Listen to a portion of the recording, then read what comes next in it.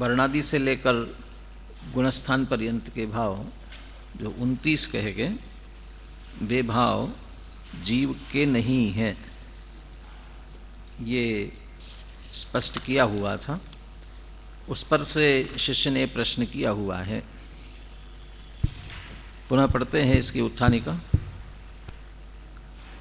ननो वर्णादयो यदि अमी न संति जीवस्य, यदि अमी वर्णादया जीवस्य न संति, ये वर्णादिक भाव जीव के नहीं हैं, यदि ऐसा कहा जाए, तदा तंत्रांतरे कथम संति इति प्रज्ञाप्यन्ते। लेकिन तंत्रांतरे, तंत्र जिनवाणी आगम और अंतर अन्य, माने आप समय सार में तो कह रहे हो जीव के नहीं है, और अन्यत्र जिनवाणी में तंत्रांतरे, अन्यत्र जिनवाणी में संति, वे जीव के हैं, जीवस्य संति इति प्रज्ञाप्यन्ते कथम, ऐसा कैसे कहा जाता है। इति चेत, ये प्रश्न, इसके उत्तर में बात चल रही थी। कथा बुलाता हूँ, सामान्य अर्थ फिर कर लेते हैं। व्यवहारेण दुयेदे जीवस् हवन्ति वर्णमादीया गुणठाणन्ता भावा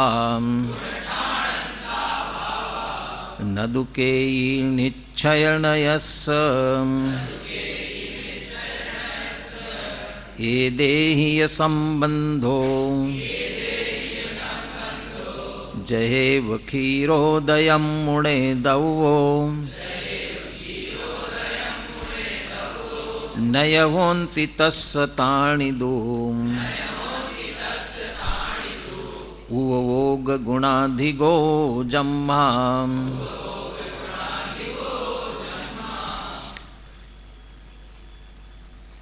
आपको भोजन लेट मिला क्या? क्या? हाँ, ड्यूटी तो थी लेकिन लेट भोजन होता है क्या?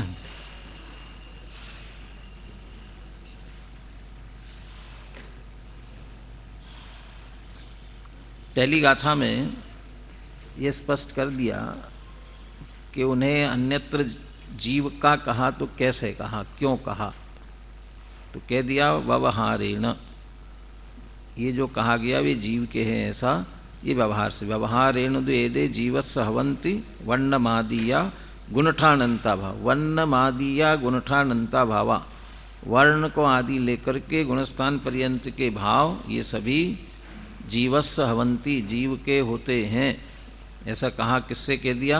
व्यवहारेण। तो सीधा अर्थ है, शिष्य का जो प्रश्न था उसका उत्तर आ गया, व्यवहार से है, माने अन्यत्र जिनवाणी में उनको जीव का कहा है तो व्यवहार से कहा है। तो आप यहाँ मना क्यों कर रहे हो? चूँकि नदु केयी निश्चयणयस, लेकिन केयी, ये जितने भाव है इसमें से कोई भी भाव निश्चयणयस, निश्चय से देखा जाए तो नदु नहीं है। क्या उदाहरण इसके लिए कोई? तो उदाहरण दे रहे हैं, एदेहि संबंधो जहेव क्षीरोदयम मुनेदव, जहेव क्षीरोदयम, यथैव, जैसे क्षीर और उदक, क्षीर मतलब दूध और उदक जल, दूध और पानी की तरह, एदेहि संबंध, इनके साथ जो संबंध है, किनके साथ? ब्रजेश, किनके साथ? हाँ, वर्णादि कहाँ तक लेना? वर्णादि से लेकर गुणस्थान पर्यंत के भाव पूरे 29, वे सब की सब बात कर रहे हैं। इन सब का संबंध दूध और पानी की तरह समझना। तो दूध और पानी का कौन सा संबंध होता है? दूध और पानी में कौन सा संबंध? छड़ाला में जैसे उदाहरण बनाया, जल पय जो जीय तन मेला, जीय तन, जीय जीव और तन माने शरीर, जीव और शरीर का जो संबंध है ये मिले हुए, किसकी तरह? दूध और पानी की तरह। तो शरीर और जीव इनका जो संबंध कहा जाता है एक क्षेत्र होगा, वही दूध और पानी का उदाहरण यहाँ दिया गया है। तो एदे ही है, इन सब के साथ जो संबंध है वह दूध पानी की तरह मुणे दव्वो माने जानना चाहिए। संबंध तो है लेकिन दूध पानी की तरह है। ये दूध पानी की तरह एक दूसरे में मिले हुए हैं, और चूंकि ये मिले हुए इस तरह का जो संबंध है, बस इसे ही देखकर व्यवहार ने उन्हें जीव का कहता है, वास्तव में जीव के नहीं है। आप मना क्यों करते हो जीव के नहीं है ऐसा? उसका भी हेतु देते हैं। नय होन्ति तस्स ताणिदो वोग गुणाधिगो जम्मा। यद्यपि दूध पानी की तरह इनका संबंध होने पर भी तानी तस्स न होन्ति, तानी वे ही भाव उपरोक्त सभी भाव, तस्स माने जीव के, न होन्ति नहीं होते हैं। क्यों? वो वोग गुणाधिगो जम्मा, जम्मा माने यस्मात्, चूँकि वह जीव वह आत्मा उपयोग गुण से अधिक है। अधिक शब्द से तात्पर्य क्या होता है? ज़्यादा होता है, माने उन सब में उपयोग गुण नहीं है जो कि आत्मा में है। तो आत्मा में उनसे उपयोग नाम का गुण अधिक है, इसलिए वह उनसे भिन्न है। और अधिक शब्द का अर्थ भिन्न भी होता है। कर्ता कर्म अधिकार में प्रारंभ में वहाँ अधिक शब्द का प्रयोग किया, और 31-32 गाथाओं में भी पीछे किया हुआ है। उपयोगी शब्द है वहाँ ज्ञान गुण से, ज्ञान गुण से कहा जो इंद्रिय जनिता नान गुणा यम मुनदि आदम, ज्ञान गुण से आत्मा को अधिक जानता है। तो एक ज्ञान गुण अधिक है, या उपयोग शब्द का प्रयोग किया। उपयोग गुण जीव में अधिक है, अतिरिक्त है, विशेष है, और विशेष गुण ही है जो दूसरों से भिन्न करता है। और दूसरा उपयोग गुण के कारण से वह उनसे भिन्न है, ये लक्षण है, इस लक्षण से उससे भिन्नता की जाती है। तो चूँकि उनमें किसी में भी उपयोग नहीं है, चैतन्यपना नहीं है, और जीव में है, वो जीव में उपयोग गुण अधिक होने के कारण से वे जीव के नहीं हो सकते, वे जीव के नहीं हैं। इसीलिए समय सार में पिछली गाथाओं में उसका निषेध किया। और अन्य ग्रंथों में जीव के हैं ऐसा क्यों कहा? क्योंकि उनमें परस्पर में दूध पानी की तरह संबंध दिखाई देता है, इस कारण से उसे उसका कह दिया जाता है। टीका में निश्चय व्यवहार का स्वरूप बताते हुए व्यवहार से इनको जीव का क्यों कहा जाता है और निश्चय से जीव के क्यों नहीं है, ये बात टीका में निश्चय व्यवहार के स्वरूप के साथ लेंगे। तो आप अभी निश्चय व्यवहार का स्वरूप पढ़ ही रहे हैं, और निश्चित रूप से परिभाषाएं जब पढ़ी होंगी तो ये भी उसमें जरूर पढ़ने में आपके आया होगा।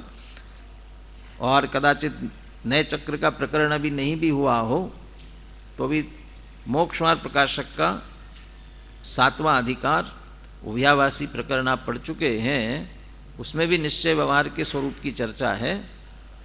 और टोडरमल जी ने यहीं से लिया होगा ऐसा लगता है। कहाँ से लिया?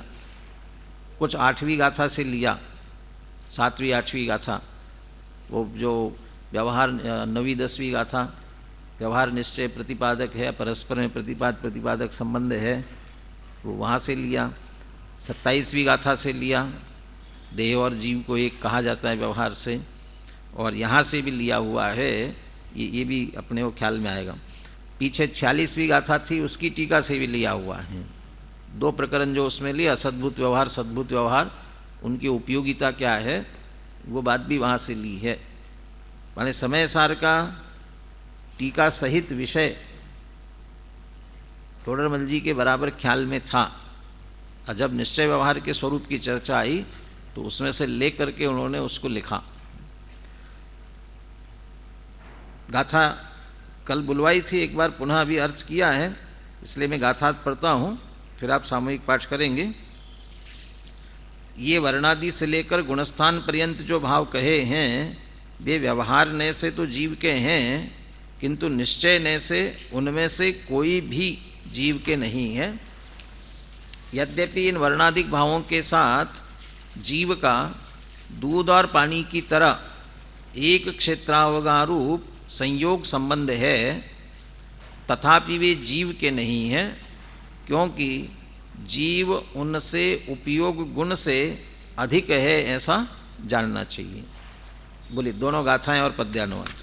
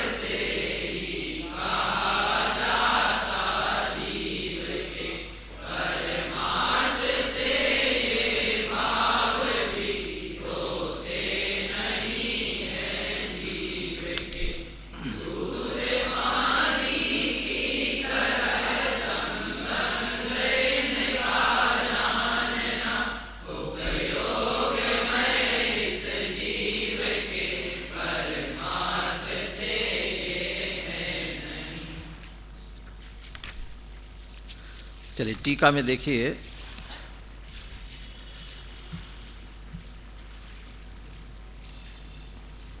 कुंद कुंद आचार्य ने क्या उदाहरण लिया?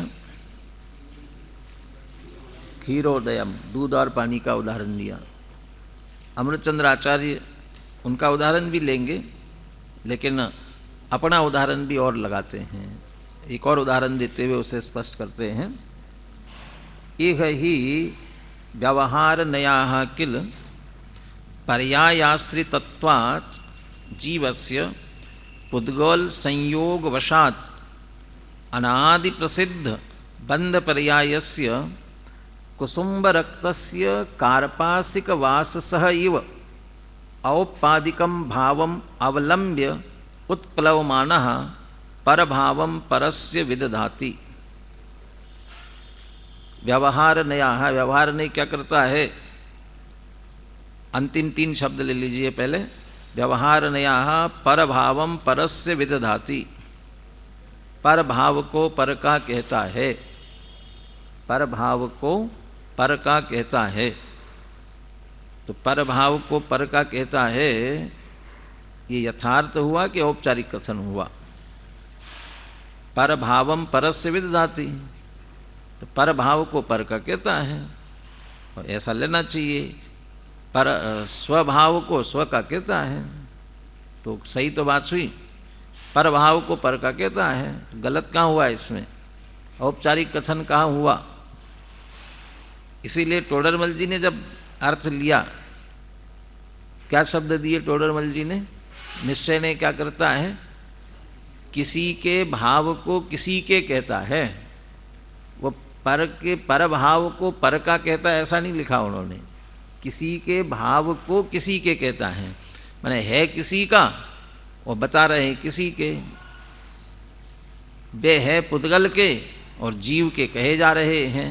तो इसमें पर भावम, जो किसी और के दूसरे के भाव है उन्हें किसी और दूसरे के कह रहे हैं। जो पर भाव और पर ये एक नहीं लेना है, वही पर है और उसी के भाव बताए जा रहे, ऐसा नहीं लेना है।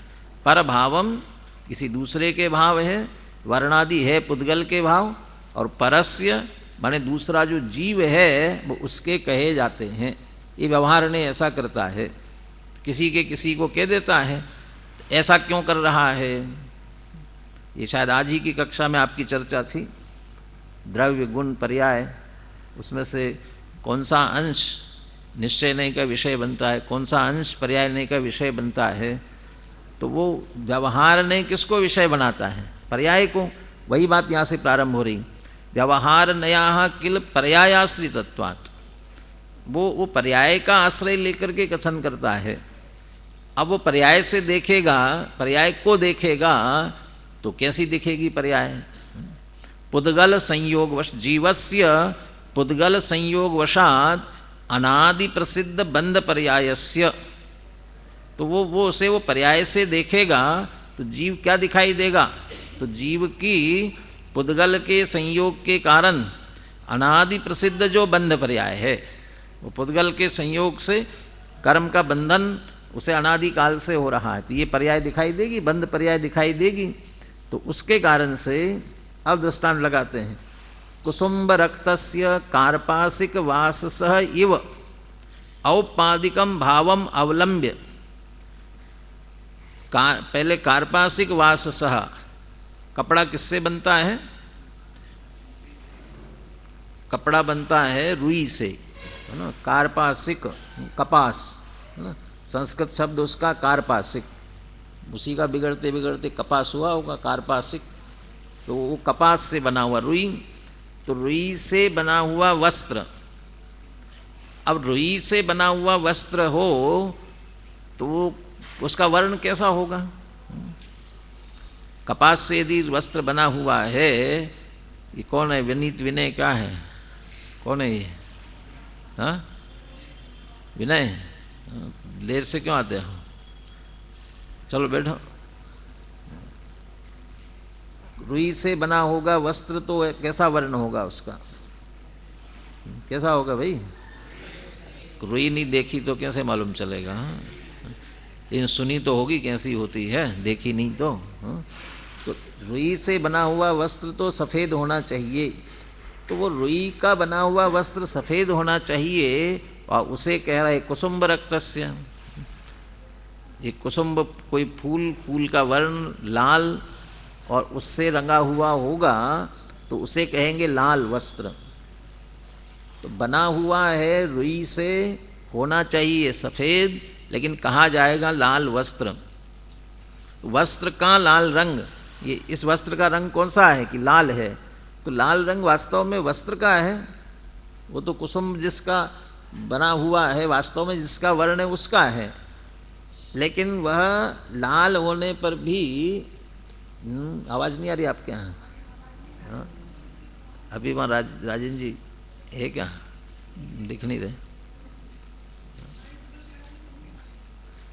वे अब ये लगा लीजिए उसको, पर पर पर भावम परस्य विदधाति है, वह कुसुम्ब का लाल वर्ण, लेकिन अभी कपड़े पर चढ़ा हुआ है, कपड़े के साथ संयोग देख करके वर्तमान में कपड़े की अवस्था लाल हो रही है, इसलिए लाल पने को देखकर वह है कुसुम्ब का और कहा जा रहा है रुई के कपड़े का। तो ये जिस तरह से वो कथन करता है, ये उसी तरह से औपादिक भावम अवलंब्य, आवाज़ बढ़ानी नहीं है, बाहर की बंद कर दी होगी, और राजेंद्र जी जानते हैं वही शुरू कर पाएंगे, बाहर वाला जहाँ से शुरू होता हो। अभी आ जाए, बैठिए, आ जाओ तुम, दिख जाए तब कह देंगे उनको। औपादिक भावों का अवलंबन लेकर व्यवहार नहीं क्या करेगा, औपादिक भावों का, अनादि बंध पर्याय, तो बंध की उपाधि से जो जो परिणाम हो रहे हैं उनका अवलंबन लेकर के वह प्रवर्तित होता है। अवलंब्य उत्प्लव माना, ये व्यवहार का कार्य है, व्यवहार ने वो उसका ही आश्रय लेकर के कथन करेगा, इसलिए वह पर भाव को पर का कहता है। तीन चीज़ें एक साथ कह दी। पहली बात, वो पर्याय आश्रित कथन करता है। दूसरी बात, औपादिक भावों का अवलंबन लेकर के कथन करता है। और तीसरा, या समझ लिए दो हेतु दे दिए उसके, और इस हेतु से वह पर को पर का कहता है। पर भावम परस्य विदधाति। अभी यहाँ जो बात चल रही है वर्णादि जीव के कैसे कहे, इस बात को नहीं जोड़ा। अभी निश्चय व्यवहार का स्वरूप ही बता रहे हैं, व्यवहार ने कैसा कथन करता है, निश्चय ने कैसे कथन करता है। ये बात अमृतचंद्र आचार्य अपनी तरफ से स्पष्ट कर रहे हैं, फिर उसे जीव पर यहाँ जो प्रकरण चल रहा है उस पर घटित करेंगे। अब निश्चय ने की क्या स्थिति है, निश्चय नयस्तु, तू माने परंतु, व्यवहार ने तो ऐसा करता है, परंतु निश्चय ने क्या करता है, द्रव्याश्रितत्वात्, वो द्रव्याश्रित कथन करता है, द्रव्य को मुख्य करके कथन करता है। फिर द्रव्याश्रितत्वात्, केवलस्य जीवस्य स्वाभाविकम भावम अवलंब्य, जब वह अकेले द्रव्य का आश्रय करेगा तो जीव द्रव्य को देखेगा ना, तो पर्याय नहीं देखेगा। तो पर्याय नहीं देखेगा तो पुद्गल के साथ उसका संयोग अनादि से बंद हो रहा है, ये पर्याय कैसे दिखेगी उसे? इसलिए अनादि बंद पर्याय उसे नहीं दिखती। क्या दिखाई देता है? जीव अकेला द्रव्य दिखता है। तो जब वह पर्याय नहीं दिखती है, संयोग नहीं दिखता है, तो वह पुद्गल की उपाधि से होने वाले भाव भी उसके विषय नहीं बनते। तो क्या विषय बनेंगे? स्वाभाविक भाव विषय बनेंगे। तो अकेले स्वाभाविक भावों को विषय करता है। दोनों में आप तुलना कर सकते हो, दोनों में अमृतचंद्र आचार्य की शैली बिल्कुल क्रम से चलती है। ऊपर पर्यायाश्रितत्वात् कहा था, नीचे द्रव्याश्रितत्वात् कहा। अब बीच में चूंकि वह पर्याय होने से कौन सी पर्याय, वो पर्याय बता दी। तो चूंकि यहाँ पर्याय है ही नहीं तो क्या बताएंगे? तो अकेला सीधा जीव को विषय बनाएगा। और पर्याय को देखने से उसके निमित्त से होने वाले औपाधिक भाव विषय बनेंगे, इसलिए ऊपर औपाधिक भाव कहा। यहाँ सीधा द्रव्य को देखा जा रहा है, कोई उपाधि नहीं है, तो कौन से भाव होंगे? इसलिए वो स्वाभाविक भाव होंगे। तो इसलिए स्वाभाविकम केवलस्य जीवस्य स्वाभाविकम भावम अवलंब्य उत्प्लवमानः, वह स्वाभाविक भावों का अवलंबन लेकर के कथन करता है। इसलिए निश्चय ने क्या करेगा? पर भावम परस्य सर्वमेव प्रतिषेधयति। इसलिए पर भाव को, किसी के भाव को किसी के भाव के कहने का निषेध करता है। इसलिए यहाँ जो कहा वर्णादि जीव के नहीं है, ऐसा जो निषेध किया वो निश्चय ने का अवलंबन लेकर के किया। वो मना करता है कि ऐसा नहीं कर सकते। ये दोनों की स्थिति बता दी, व्यवहार ने क्या करता है और निश्चय ने क्या करता है। अब दृष्टांत को दोहराया नहीं है, क्योंकि वो लाल वस्त्र कहा गया तो ये यहाँ एक उदाहरण में ही लगाते। वो वस्त्र को सफ़ेद ही कहता है या वस्त्र लाल नहीं है, ये कुसुम संयोग से उसे लाल कहा जा रहा है, ये कहता। निश्चय ने मना करता कि नहीं, लाल वर्ण वस्त्र का नहीं है, ये उसकी उपाधि से आया हुआ है, इसलिए वस्त्र का वर्ण लाल नहीं है। तो वस्त्र का वर्ण कौन सा है? कि सफ़ेद है, तो इसलिए वो निषेध करता है। तो ये निश्चय व्यवहार की स्थिति है। अब आप चूंकि निश्चय व्यवहार का प्रकरण पढ़ रहे हैं, इसलिए इसमें अधिक विस्तार में जाने की आवश्यकता नहीं है, वहाँ से इसे जोड़ लेना। अपन अपने प्रकरण से उसे जोड़ते हैं।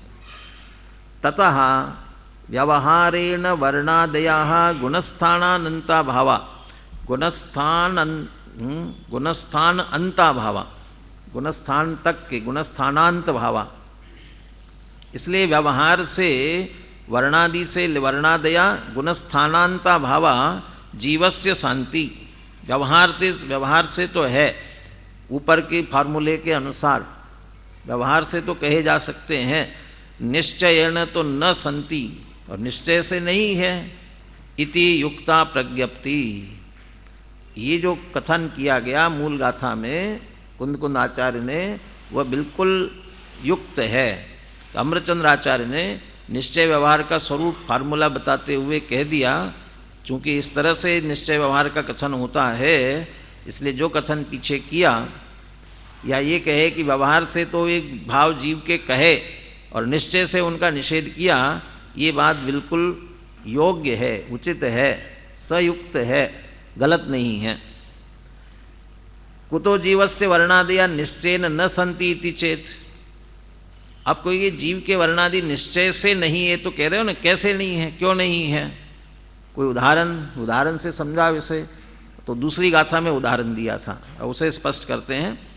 यथा खलु सलिल मिश्रितस्य क्षीरस्य सलिलेन सह परस्पर अवगाह लक्षणे संबंधे सति अपि स्वलक्षणभूत क्षीरत्व गुण व्याप्यतया सलिलात् अधिकत्वेन प्रतीयमानत्वात् अग्नेः उष्ण गुणेनिव सह तादात्म लक्षण संबंध अभावात् न निश्चयेन सलिलम अस्ति तथा वर्ण। ये सिद्धांत दृष्टांत हो गया पूरा, मैंने फिर से वो दृष्टांत को स्पष्ट किया, और दृष्टांत देने के लिए अमृतचंद्र आचार्य ने फिर एक दृष्टांत दिया बीच में। कैसे? यथा खलु सलिल मिश्रितस्य क्षीरस्य, सलिल मिश्रित, सलिल माने पानी मिला हुआ और क्षीर माने दूध।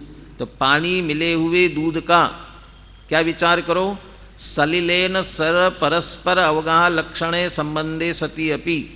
तो वहाँ दूध के साथ पानी का कौन सा संबंध होगा, परस्पर अवगाह लक्षण, एक क्षेत्रावगाह संबंध। ऐसा संबंध होने पर भी अब उसमें देखो, स्वभाव से देखो, स्वलक्षणभूत क्षीरत्व गुण व्याप्यतया सलिलात अधिकत्वेन प्रतीयमानत्वात्। फिर भी दूध को देखो, ये किससे देखो कि दूध में अपने आप में उसका जो क्षीरत्व गुण है। अब क्षीरत्व माने क्या, दुग्धत्व, और दुग्धत्व माने वो चिकनाई, दूध की, पानी और दूध। तो दूध में जो चिकनाई होती है वो दूध का लक्षण है। वो उस चिकनाई की तरफ से देखा जाए, स्वलक्षण भूत, उसका जो अपना लक्षण है, उस चिकनाई की अपेक्षा देखा जाए तो चिकनाई किस में व्याप्ति है, पानी में कि दूध में? दूध में व्याप्ति है, दूध में है और पानी में नहीं है। तो दूध जो है पानी से अधिक है, विशेष है, किसके कारण से? इसी चिकनाई के कारण से। वो उसका लक्षण भी है, स्वलक्षण भूत क्षीरत्व गुण व्याप्यतया। वह जो उसका स्वयं का दूध का लक्षण है, चिकनाईपना, उस चिकनाई गुण से व्याप्त होने के कारण, उसमें अंदर होने से सलिलात अधिकत्वेन प्रतीयमानत्वात्, वह पानी से अधिक दिखाई देगा, जानने में आएगा, भिन्न जानने में आएगा, पानी से कुछ विशेषता उसमें है। अब ये पानी, इसलिए पानी तो उसमें तो है ना अभी, लेकिन वह अग्नेः उष्ण गुणेन इव सह, उष्ण गुण का अग्नि के साथ कौन सा संबंध होगा? तादात्म्य लक्षण संबंध अभावात। यद्यपि पानी दूध में मिल तो गया, लेकिन मिलने पर भी जैसी उष्णता अग्नि में मिल जाती है, कैसे मिलती है? तादात्म्य लक्षण से मिलती है। तो ऐसा तादात्म्य लक्षण तो नहीं है उनमें। कितना भी मिले तो भी वो दूध की जो चिकनाई है ना, वो पानी में नहीं आ सकती है। वो दूध हमेशा पानी में मिलने पर भी अपने उस चिकनाई गुण के कारण से उससे भिन्न ही रहेगा। तो मिला तो है ना, वो बस एक क्षेत्रावगाह संबंध लक्षण हो रहा है। एक क्षेत्रावगाह लक्षण, एक क्षेत्रावगाह संबंध होने पर भी बस मिले हुए हैं, एक क्षेत्रावगाह से मिले हैं। ऐसा होने पर भी यदि गुणों से देखा जाए तो वह दूध का अपना जो स्निग्धत्व गुण है, स्निग्धत्व गुण कहेंगे उसे, क्षीरत्व, वो स्निग्धता वाला जो गुण है वह पानी से अधिक है, इसलिए वो तो अलग ही रहेगा। कितना भी मिले तो भी वह स्निग्धत्व गुण, जैसी उष्णता अग्नि के साथ एकमेक होती है, ऐसी पानी के साथ एकमेक तो नहीं हो पाएगी। और चूंकि ऐसा नहीं होता है, इसीलिए क्या कहते हैं, न निश्चयेन सलिलम अस्ति। इसलिए वो दूध है ना, वो पानी नहीं है, पानी है वो दूध नहीं है, दोनों अलग अलग है। इसलिए कहा जाएगा जब दूध में पानी मिला हो, अब कौन सा मिला हो समझ लेना, चाहे ग्वाले ने ऊपर से मिलाया हो और चाहे वो जो मूल में निकला हुआ होता है उसमें भी पानी रहता है। यदि सामने शुद्ध बिल्कुल तत्काल का निकला हुआ दूध भी हो तो भी उसमें पानी है ना। कैसे जाना? तपाने के लिए रखो और ऊपर यदि बर्तन जिस पर ढक्कन रखा हुआ हो तो क्या होता है, भाप के कण उसमें लगते हैं तो पानी की बूंदें जमती है। कहाँ से आई वो पानी की बूंदें? वो दूध में से निकला ना। और जैसे जैसे पानी हटता जाता है दूध वैसे वैसे गाढ़ा होता जाता है।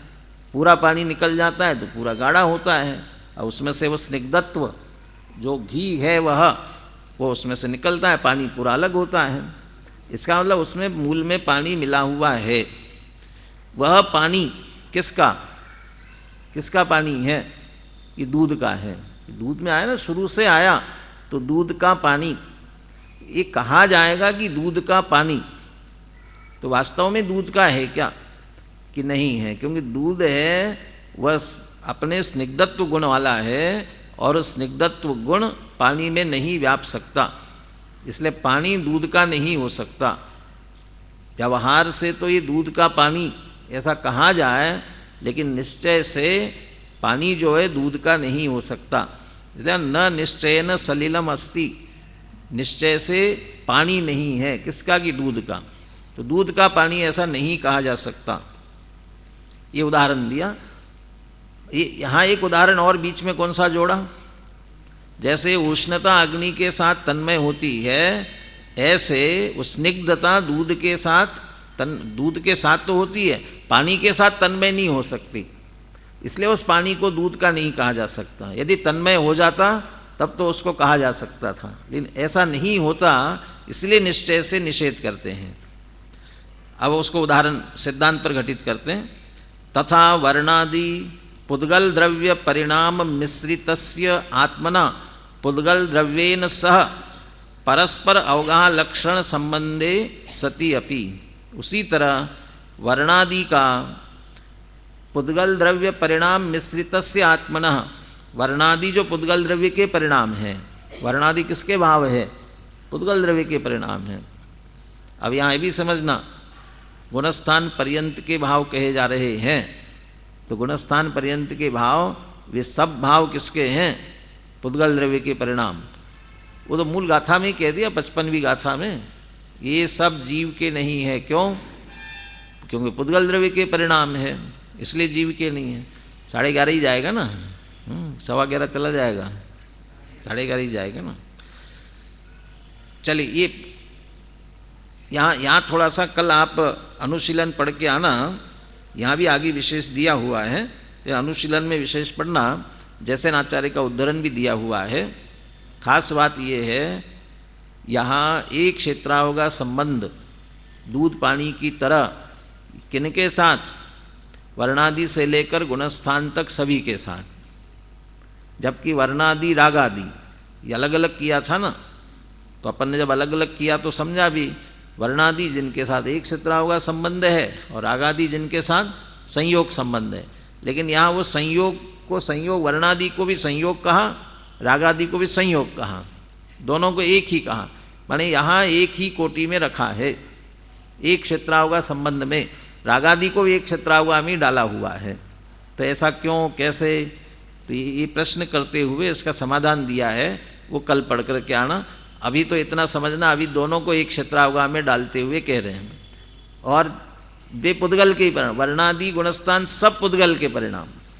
तो वो पुद्गल द्रव्य के परिणामों के साथ मिश्रित पर्याय, वह शरीर वाली पर्याय, रागादि वाली पर्याय, उनसे मिश्रित जब आत्मा को देखेंगे, तब पुद्गल द्रव्येन सह परस्पर अवगाह लक्षणे संबंधे सति अपि, तब पुद्गल द्रव्य के साथ परस्पर अवगाह, इसी को एक क्षेत्रावगाह कहते हैं, एक दूसरे में अवगाह देख करके रहना।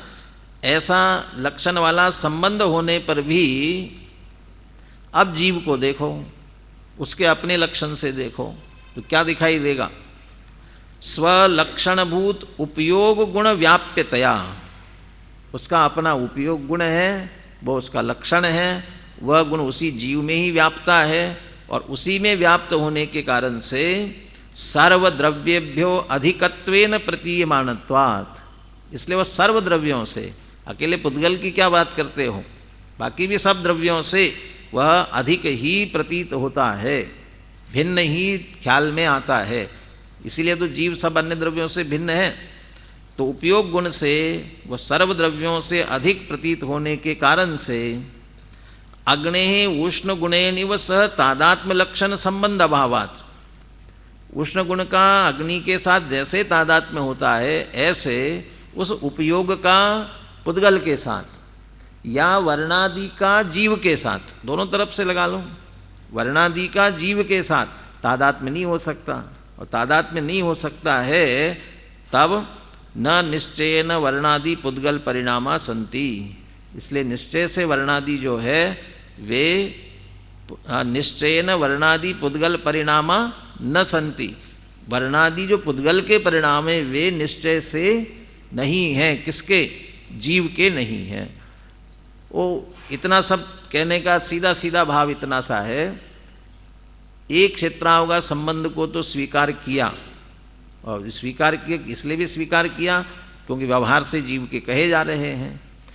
एक क्षेत्रावगा संबंध होने पर भी कितने भी मिले, जैसा उसमें टोडरमल जी ने भिन्नता के लिए कहा, कर्म का बंधन अनादि से है, लेकिन कर्म का एक परमाणु भी चेतन नहीं होता और आत्मा का एक प्रदेश भी जड़ नहीं होता।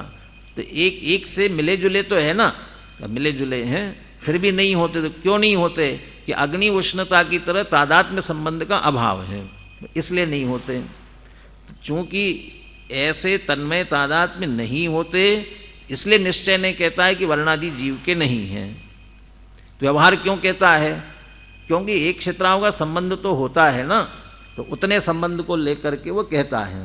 तो ऐसा क्यों?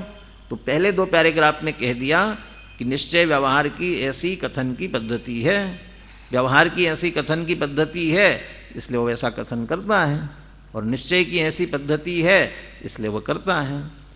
अब इसे आप निश्चय व्यवहार की परिभाषाएं जो दी है उसे लेते हुए, और जो उदाहरण दिया हुआ है दूध पानी का, अग्नि उष्णता का, उससे जोड़ते हुए पढ़े, इसे हिंदी से पढ़े और अनुशीलन जरूर पढ़ करके आए। उसके संदर्भ में जो प्रश्नोत्तर है उसकी चर्चा कल करेंगे। उपस्थिति दे।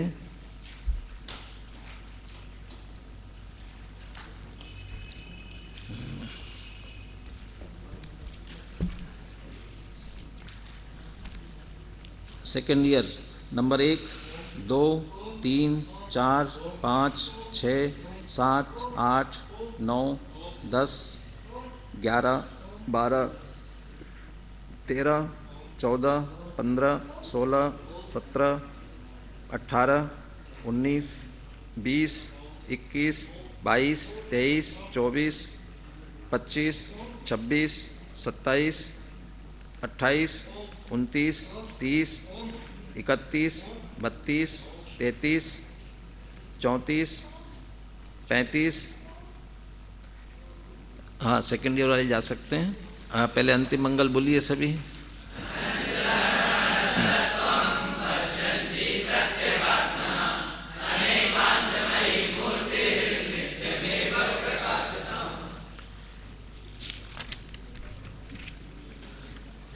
Final number 1, 2, 3, 4, 5, 6, 7, 8, 9, 10, 11, 12, 13, 14, 15, 16, 17, 18, 19, 20, 21, 22, 23, 24, 25, 26, 27, 28, 29,